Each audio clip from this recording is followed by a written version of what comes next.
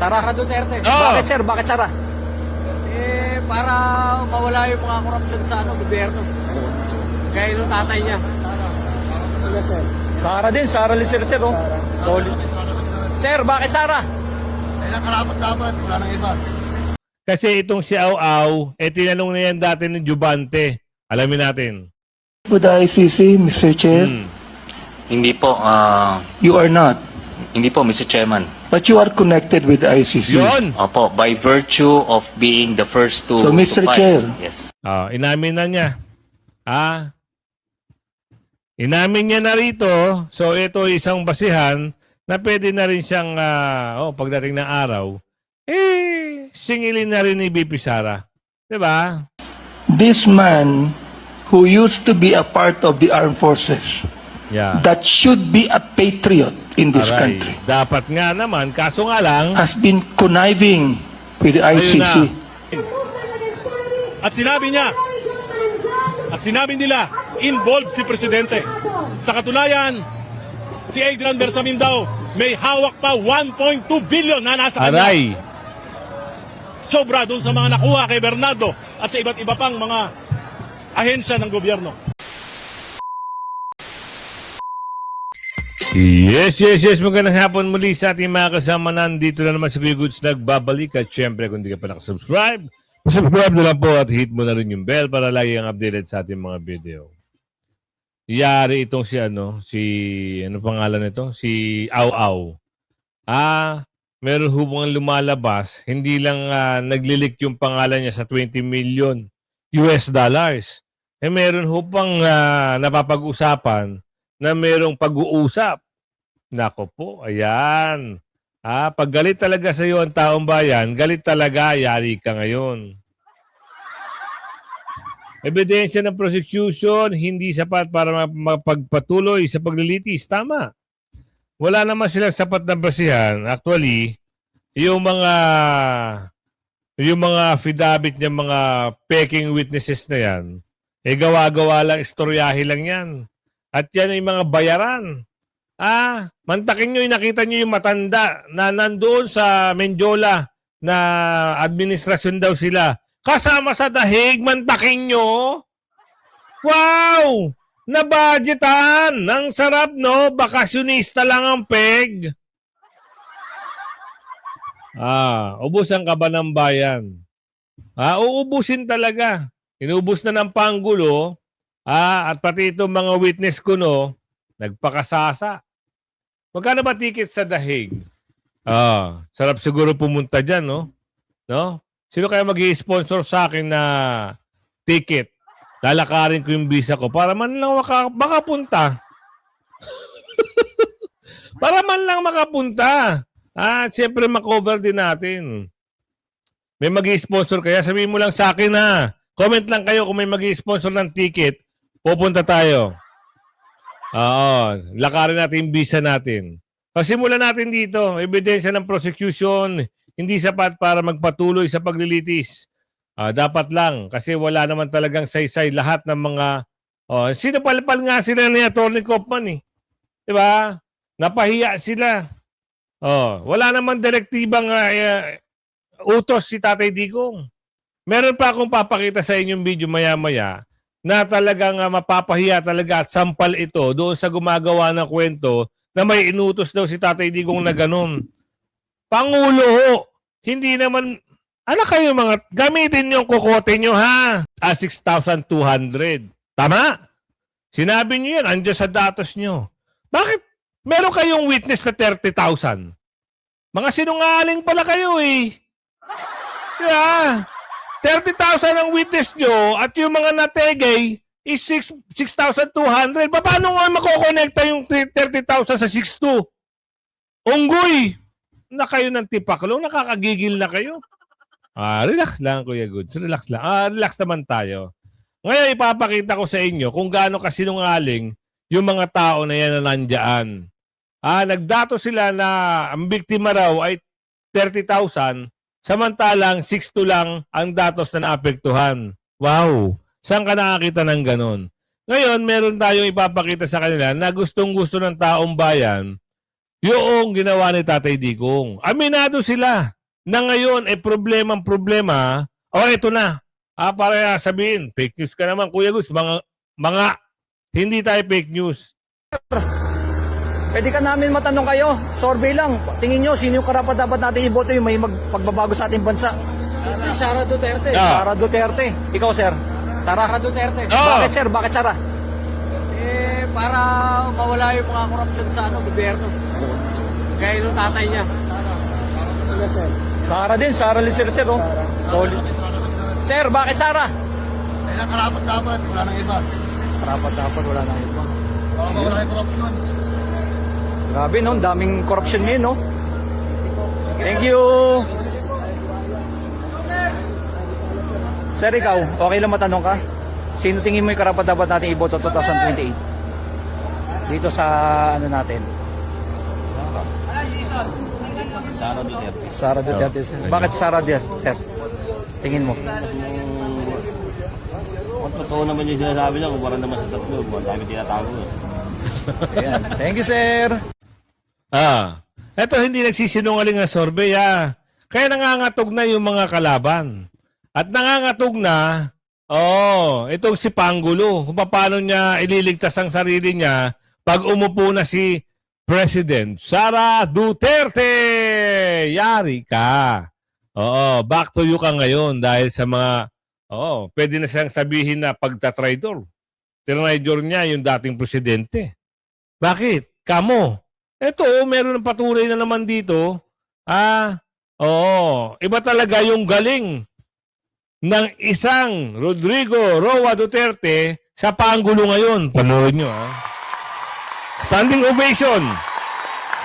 Kay Tatay Digong. Salamat po.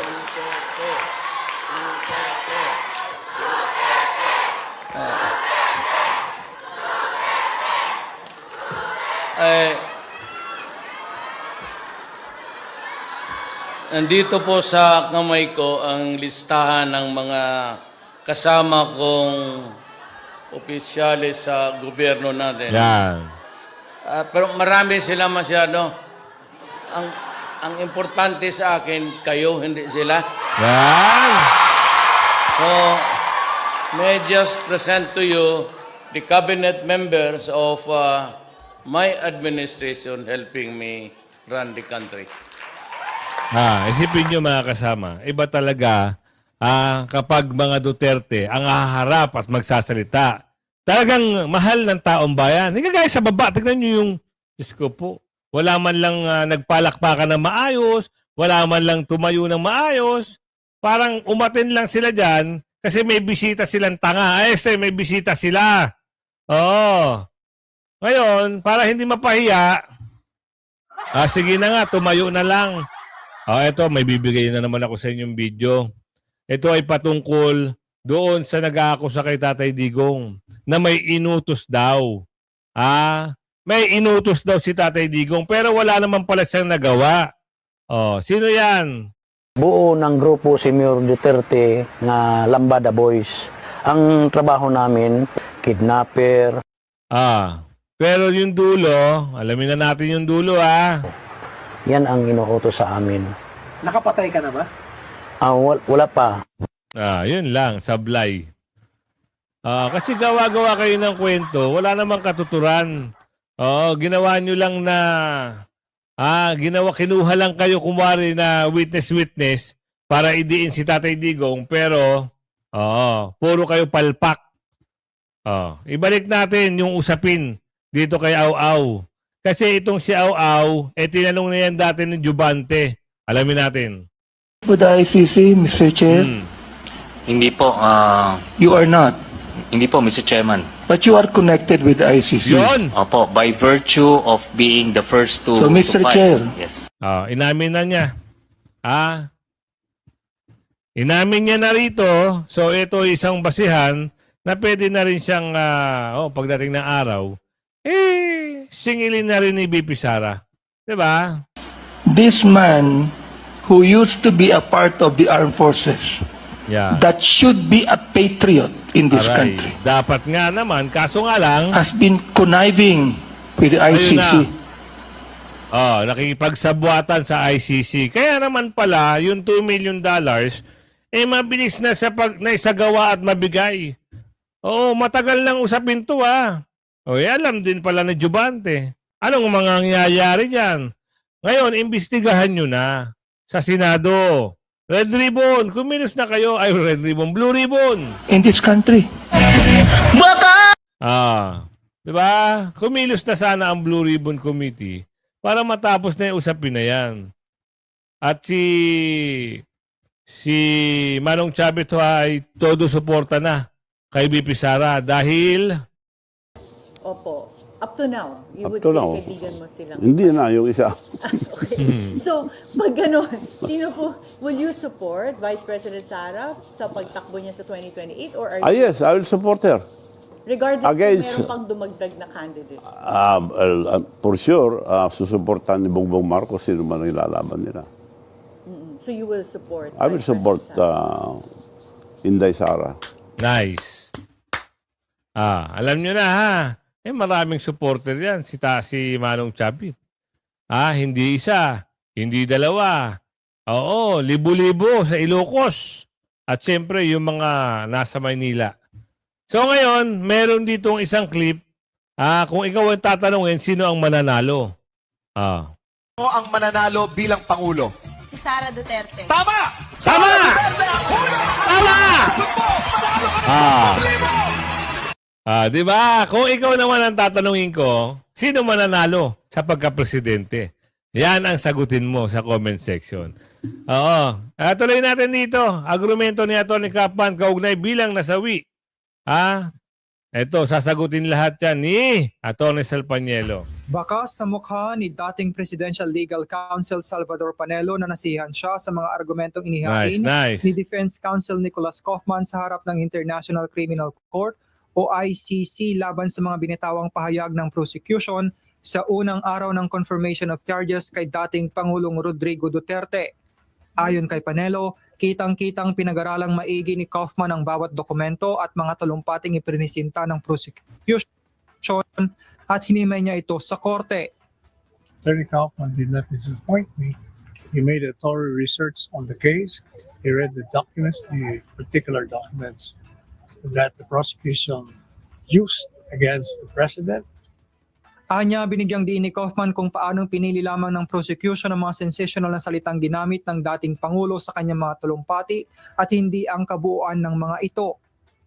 And he pointed out the fact that the prosecution has been lifting only salacious, to use his word, part of the speech. When in fact, if you read the entire speech, it exonerates the president. Ayon pa kay Panelo, ang pinanghawakang dokumento ng prosecution na umunoy nagsasabing may murderous intent ang dating Pangulo sa kanyang war on drugs ay siya ring dokumentong nagsasabing ang utos ng Pangulo ay gawin ang pag-aresto ng ayon sa batas. There is an important prosecution theory or evidence, according to it, that would show that there is murderous intent and there was a plan to kill. And that was the document circular of the PNP, which it highlighted on the word neutralize.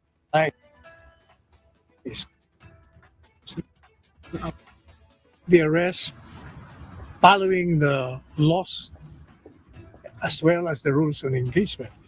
And that's why Attorney Kaufman was saying, you are presenting a document which is against your own case. Because that very document shows that the PNP is following the laws of the country. Samantala, dinipensahan naman ni Panelo si Kaufman sa sinabi nitong hindi maaring tawaging crime against humanity ang ginawa ng dating Pangulo dahil hindi naman buong civilian population ang nasawi. Well, that's very true. It's not the entire. Can you imagine 110 million Filipinos? If you will follow the prosecution's theory, Mr. Duterte, when he declared war on drugs, he was targeting the entire population. As correctly pointed out by Attorney Kaufman, it was only limited to those perceived to be or suspected to be criminals. Binigyang diin ni Panelo na bagamat may mga nasawing sibilyan, marami ring namatay na miyembro ng pulisya. Nako, yung mga yan, lahat yan gawa-gawa lang yan talaga. Lahat yan politika. Wala silang tigil sa pamumulitika nila. Yung mga nasa ICC na yan, yung mga pumunta dyan, yung mga witnesses na yan, bayad yan. Oo, may makakapagsasabi talaga na sobrang bayad kasi biruin nyo, $2 million. Ang sarap. Diba? O ngayon, dahil lumabas yung 18 na Marines, yari ka ngayon. Meron naman balita dito. For sure, for sure talaga, naku po, talagang lalabas ang totoong pinagagawa nito ni Trilling. Pasok natin yan. Bluetooth connected. Former Congressman Mike Defensor. Sir, magandang umaga po. Yes, good morning, DJ Tacha, and of course kay Boss Ted. Magandang umaga po sa inyo lahat. Oo, magandang umaga po. Thank you for being on the show. Sir, nakausap po namin si Attorney Baligod at sinasabi po niya dun sa naging panayam namin na bago po nangyari yung press conference, natanong ko po kasi siya kung meron po ba siyang mga nakausap, no, bago nga po yung naging pagharap nila. Ang sabi niya nga po ay isa po kayo sa nakausap niya bago. Nako, ano kaya yung nakausap? Wait lang Ano kaya yung nakausap na yan? Meron kayang may imbestigahan sa Blue Ribbon nito ulit? Focus through, sir, ano po talaga ang naging role ninyo dito po sa expose na ito nitong mga 18 Marines? Alam po, DJ Chacha, matapos yung paglabas ni Sergeant Cotesa, maraming mga pakikipag-usap sa mga retired officers, maraming pakikipag-usap sa mga taong masasabi natin may kaugnayan sa isyong ito. And ako naman, syempre, nasa interest ko rin na una, malaman kung alam nila kung nasaan si Sergeant Cotesa. At pangalawa, malaman o mabigyan pa ng substansya yung mga binabanggit niya. And nagulat na nga ako na nitong kailan nakausap ko nga si Attorney Levy Baligod, may kasama rin niya ng mga sundalo na mga tumutulong sa malaman at para matulungan at mailabas ng mga isyong to, at nabanggit niya na nga sa akin kung ano ang hangarin, kung ano yung mga sinasabi, kung ano yung direksyon nitong mga hindi lang 18 yan, DJ, no? Dami pala. Hindi lang 18 yan na mga sundalong ito na siguro ang bottom line nare-recall ko na matimpang sa na narinig ko kasi sa kanila is kung tayo nga namamatay para sa bansa, handa tayong ialay ang buhay natin, ito pa, nakita na natin yung issue talaga. Ito na yung kalaban, yung korupsyon na nangyari sa bansa na napipinsalang karamihan. So mula doon, hindi ko nakausap yung mga sundalo. Wala akong direct ng pakipag-ugnayan sa kanila. Kung hindi kay Attorney Levy lamang, at na-monitor ko, at nag-usap kami ni Attorney Levy kung ano yung mga nangyayari. And syempre, katulad ng aking nabanggit, tumutulong naman ako sa kung ano man ang pwede ko maitulong sa mga grupong ito. So, kailan po kayo unang nag-usap ni Attorney Levy ukol dito? At ano po, aside from legal help, kayo po ba'y nagbibigay ng financial help din dito po sa ating 18 Marines, maging kina Attorney Levy? Nag-usap kami ni Attorney Levy. Marami kami makausap nung hindi naman nakaraang taon, siguro early January.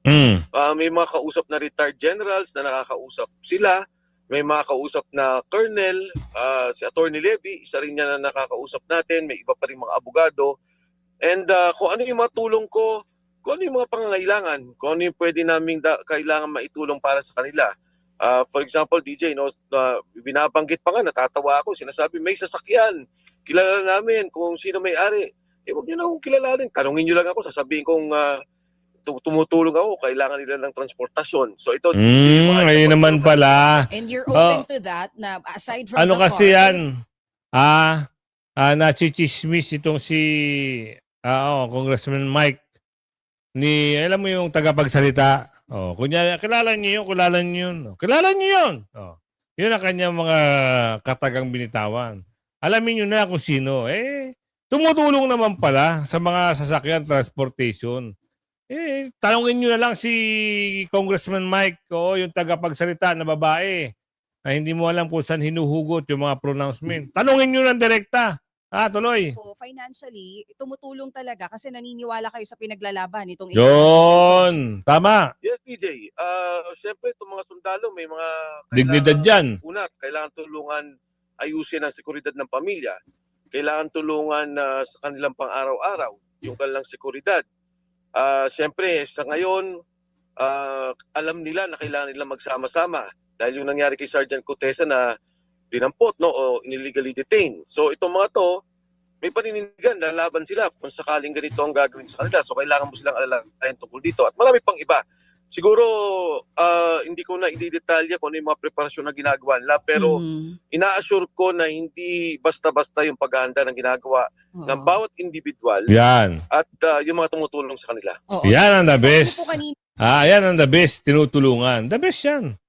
Ngayon dito natin malalaman sa video na ibibigay ko sa inyo kung sino yung mga trumaydor kay Tatay Digong noon siya pa ay presidente. Andito lahat sila. Yung mga nagpapanggap na kunwari kakampi, noong nahalal na sila, eto na, isa-isa nang lumitaw ang totoong kulay. Pasok. Talagang kikilabutan kayo. Ayan sila, Ayan, si Balulong. Ayan, si Trilling. Ayan, si Demulya. Sino yan? Si Anyo. Si Gibo. Ayan, Diyos ko po. Isa pa yan. Yung laban ng congressman. Ayan pa. Tolpo. Isa pang Tolpo. Isa pang Tolpo. Nako po. Ayan na. Ang hirap pag nagkaroon ka ng mga mga hudas. Hudas ba tawag doon? Hindi. Yung uhaw sa posisyon. Diba? Humingi ng tulong, tinulungan ni Tatay Digong, tinaydor pa si Tatay Digong, pinagtulong-tulungan pa, nag-group effort pa. Saklap. Ang hirap na, bawiin. Pag halimbawa makalaya si Tatay Digong at si Bibi Sara ay uupo na, baka magpakabait na yung mga ito. Hindi basta-basta kalaban si Bibi Sara. Kita nyo nga yung survey, nag-uumapaw. Talagang tatalunin ang babangga sa Sara Duterte. Sino man ay ipantapat nila sa 2028, sigurado, wala. Hindi kukuha ng magandang porsyento. Klarong-klaro naman na walang ebidensya ang ICC. Yan ang talagang klarong-klaro. Ano ang ebidensya nila? Doon pa nga lang sige, puwentahin mo. Yung sinasabi nilang 30,000 na witnesses nila, pero 6-2 lang. 6-2 lang yung kanilang, ewan ko ba, paano na na-compute yun? Pasok. Na walang ebidensya yung prosecution.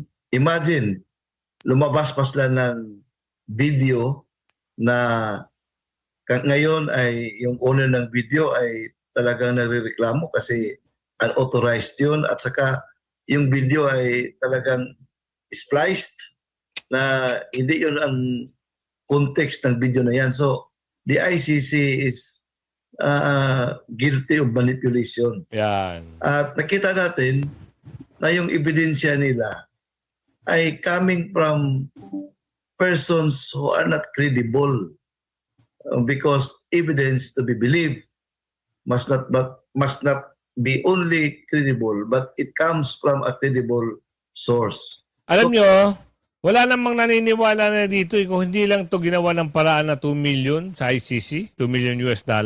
Walang maniniwala sa akin. Nakita mo sinabi ni Jubante. Di sana ikaw yung pinapatriot ng mga Pilipino pero nakipag-connivance ka. Di ba nakakahiya? Ngayon meron video rito na talagang tumbok ng pagnanakaw. Kilala nyo na at makikilala nyo na. Sasabihin dito sa video na meron talagang involvement itong Pangulo. Sa administrasyon, parang sumami kami sa korupsyon. Nakakadiri, Senator Lacson. sinimulan niya yung investigasyon. Pero hindi niya tinapos. Ang balita ko pa, mukhang may deal na siya. Kaya ayaw niya ipatawag yung mga bersamin. Ayaw niya ipatawag yung mga sundalo, yung mga Marines, na siyang makapagbibigay ng katuldukan dito sa pinakamalaking korupsyon sa ating bansa. Nakausap ko mismo yung pinsan ni Adrian Bersamin, Ayan na. si Mayor Nene, na dating Chief of Staff ni Lucas Bersamin. At sinabi nila, involved si Presidente. Sa katunayan, si Adrian Bersamin daw may hawak pa 1.2 billion na nasa kanya. Aray. Sobra dun sa mga nakuha kay Bernardo at sa iba't iba pang mga ahensya ng gobyerno. Bakit hindi ipatawag ni Senator Lacson, yung mayor ng Taal, Batangas, dating Chief of Staff ni Lucas Bersamin? Bakit hindi patawag si Lucas Bersamin? Bakit hindi patawag si Adrian Bersamin? Nalulungkot ako, Senator Lacson, parte ka na ba ng cover-up? Ayan. Booking. Parte nga ba ng cover up? Halataan nyo naman eh. Walang patawag kay Balulong. Walang patawag sa mga na-issue na basta kakampi nila. Ibig sabihin yan, party na lang. Party na talaga sila. Ganon sila magmanipula. Ang hirap pa. Mahirap talaga pag ang umiikot sa gobyerno ay puro magkakakampi. Wala kang aasahan eh. Nasa kanila lahat eh. Sana maging fair na lang talaga yung Supreme Court. Yun na lang ang pag-asa ng bawat Pilipino na umaasa at naniniwala sa mga Duterte. Pero, sabihin ko sa inyo, sino ba ang nasa Ombudsman? Sino ba ang nasa ILG? Sino ba ang nasa BI? Sila. Mga in-appoint yan. Wala kang pagkakatiwalaan dyan. Kung ikaw ay nakasuporta sa Duterte, sigurado. Di ba? Kita mo nga eh. Oo. Ginawan din nila ng kwento si Senator Bato, si Senator Bongo, si Aguirre. Co-preparator daw. Nabubulol ako. Di ba? Ginawan nila ng kwento. Oh. Alam mo yung nakakaiyak lang doon, yung dating nakaupo ka sa pwesto, si Tatay Digong, at maraming lumalapit sa'yo, ini-entertain mo naman para hindi mapahiya. Ngayon, nung hindi mo sila na pagbigyan, wala na. Parang traitor ka na, kagaya si Asong Aw-Aw. Diba? Laging nakakahul, laging nakasinghaw. Ganyan talaga ang mga taong talunan. Hayaan nyo, babawi rin naman tayo sa 2028 pag nakaupo na si BP Sara. Madali lang mag-back to you si BP Sara, lalo na. Ang karakas ni BP Sara ay hindi basta-basta gano'n na lang. Sumusumbag ng sheriff. Kaya kung umabot ka sa video na ito, sabihin mo saan lugar ka, shoutout sa'yo ng bonggang-bongga. May bansa na tayong Amerika, Canada, Australia, ang dami na. Singapore, Japan, Hong Kong, Malaysia, Germany. Ang dami na ho nating mga subscriber diyan. Kaya kung umabot ka dito, sabihin mo kung saan lugar ka, shoutout sa'yo. Hanggang sa muli, pakilike and share. Huwag mo kalimutan mag-like, share, subscribe, at pindutin mo yung notification bell. Bye-bye!